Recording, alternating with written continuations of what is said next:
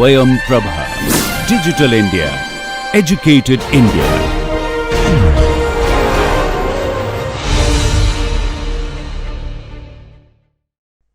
Now we'll look at power and energy in an inductor. We've already done this for the capacitor, and as you know from voltage current relations, capacitor and inductor behave similarly in a mathematical sense with the roles of voltage and current interchanged. Okay, and we'll see a similar thing as far as energy is concerned as well.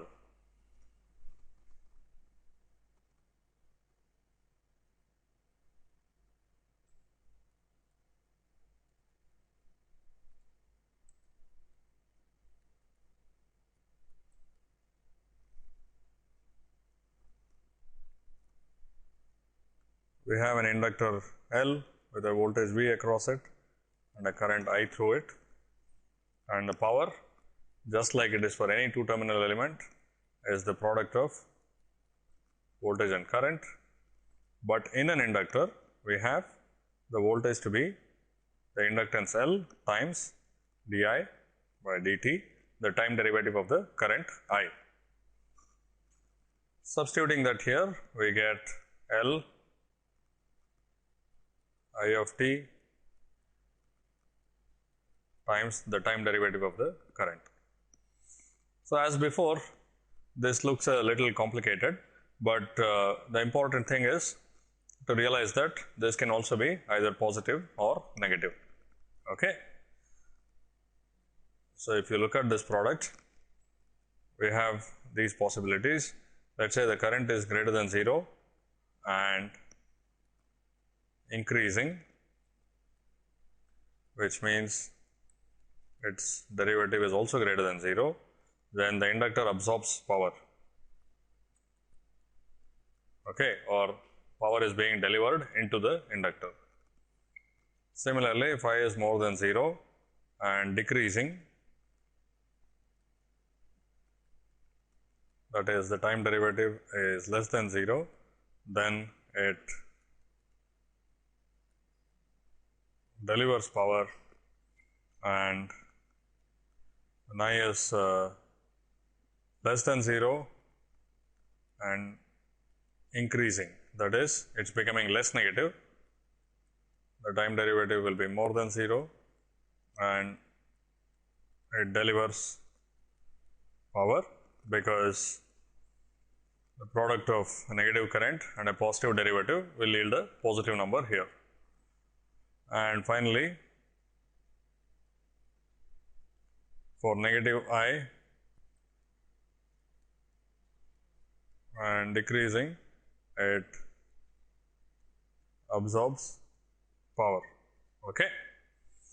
Now, for the case of the capacitor, I sketched some waveforms and showed you how this can happen. So, you can do a similar thing, but for the current waveform instead of the voltage waveform, as in the case of the capacitor. Okay. So, by now it should be pretty clear that the inductor also can either absorb power or deliver power. Okay. Now, how do we decide whether it is active or passive?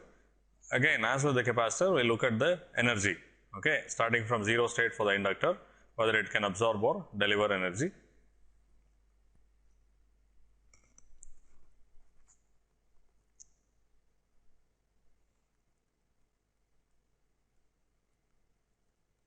If you look at energy absorbed by the inductor, and when we say energy, we have to specify a time interval.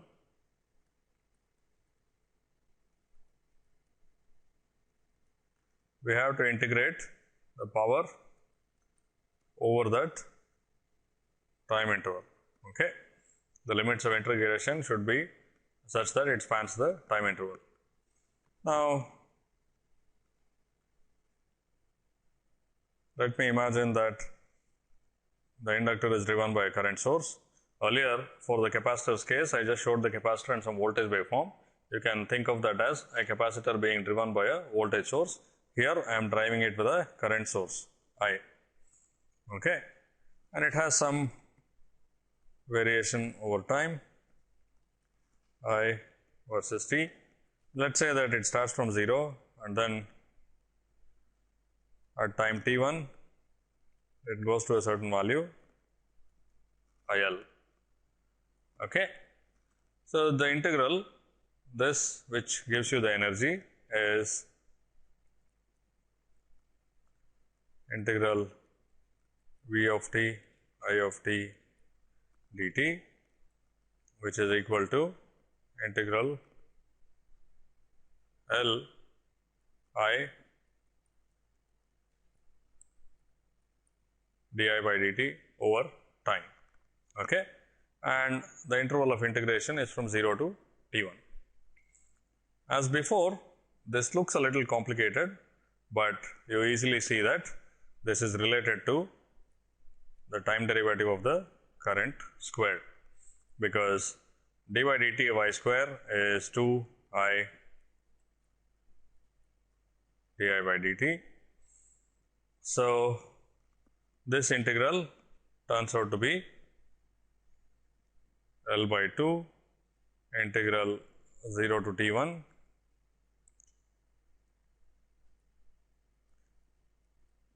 the time derivative of I square over time. So, basically we have the integral of time derivative of the squared current over time. Okay.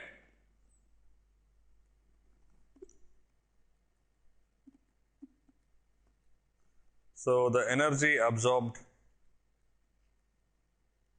by the inductor over an interval 0 to t1 equals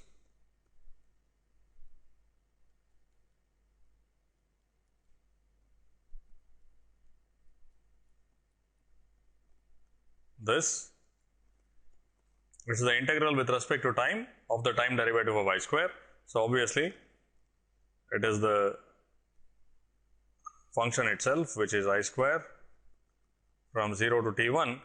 Of course, as time goes from 0 to t1, the inductor current goes from 0 to certain value IL. So, this number is nothing but half L IL squared. Okay. So, what does this result tell us? First of all, if you change the current in an inductor from 0 to IL over a time t1, then the total energy delivered to the inductor will be half L IL squared. Okay. Now, it does not depend on how the current gets from 0 to IL. Okay. It can do it in any which way, you will get the same answer. So, from that we can also infer that if an inductor is carrying a current IL, it will have a stored energy of half L IL squared. Okay.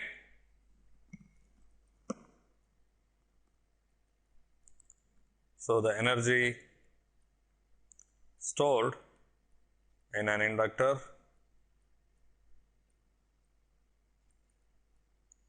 carrying a current IL is half L IL squared. Okay. Now, as with the capacitor, when you take the inductor current from 0 to certain value IL, it absorbs a certain amount of energy, and after that it can return it all back. So, let us say the current goes back to 0, then all of this energy will come back out of the inductor into the rest of the circuit. But starting from 0, the inductor can only absorb energy, okay, because if you see the expression of energy, we have IL squared, which is always a positive number. So, it always absorbs energy, and it is also a passive element, just like the capacitor or the resistor. Okay. Unlike the resistor, it does not dissipate energy, it only stores energy which can be recovered later.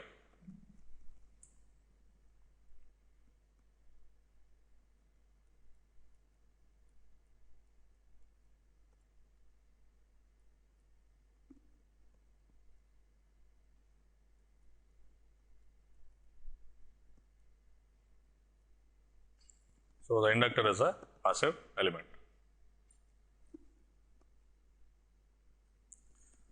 So, in many respects it is similar to a capacitor. In case of the capacitor, I went into more detail. The inductor I treated a little more quickly because mathematically they are very similar. Okay. So, now I will quickly take a numerical example for the energy in an inductor.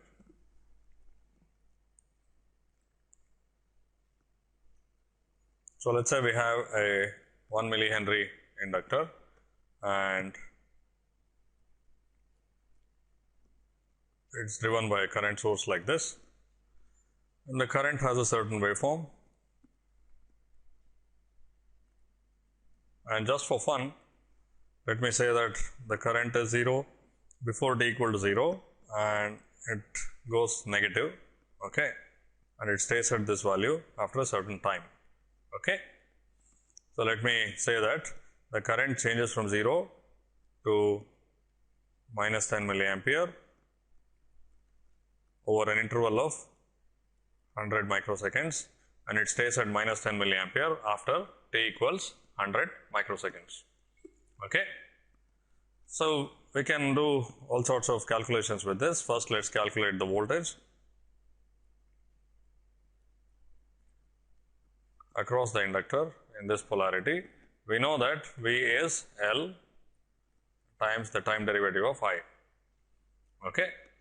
So clearly, before t equal to 0, when the current is not changing, the voltage is 0. After t equals 100 microseconds, when the current is again a constant, the voltage will be 0.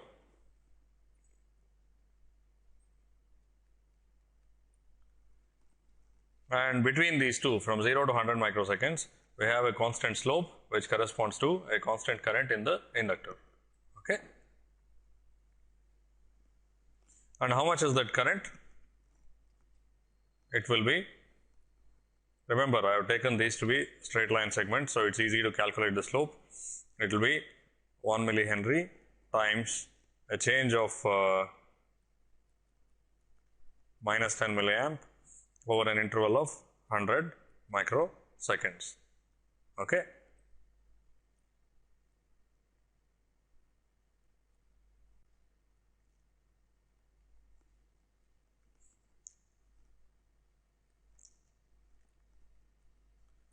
This will turn out to be minus 0.1 volts, okay. So this is minus 0.1 volts. Now we can also sketch the instantaneous power versus time, okay. So what happens now? Clearly, before t equal to 0 or after t equals 100 microseconds, the voltage will be 0. So the product of voltage times current will also be 0.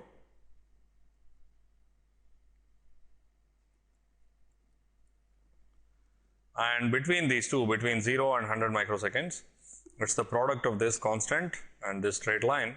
So it will be a straight line which has positive values, because both the current and voltage are negative, and this value is the product of these two, which happens to be 1 milliwatt, okay.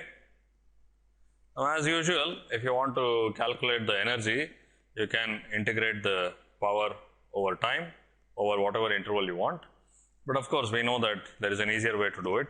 So let's say we consider the energy in the inductor at t equals 100 microseconds. All we have to do is calculate half L IL square, where IL is the current at t equals 100 microseconds. And this comes out to be half times 1 millihenry times IL, which is 10 to the minus 2 ampere squared, okay.